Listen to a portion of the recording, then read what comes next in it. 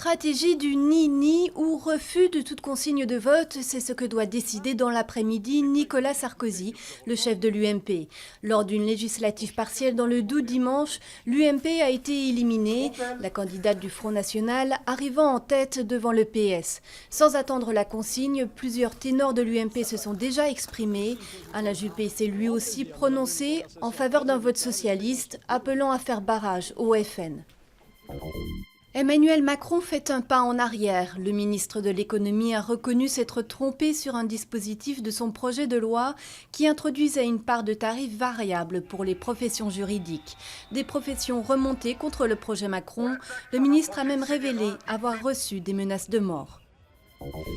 Escalade du conflit dans l'est de l'Ukraine.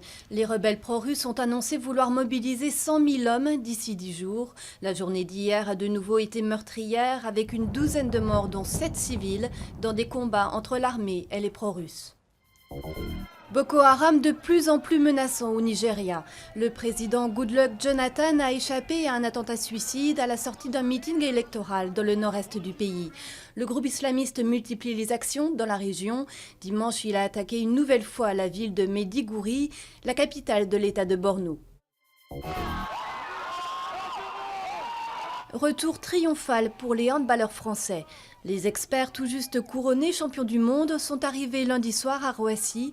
Ils ont été accueillis par des centaines de supporters, mais aussi par des danseuses brésiliennes pour célébrer leur qualification directe au JO de Rio en 2016.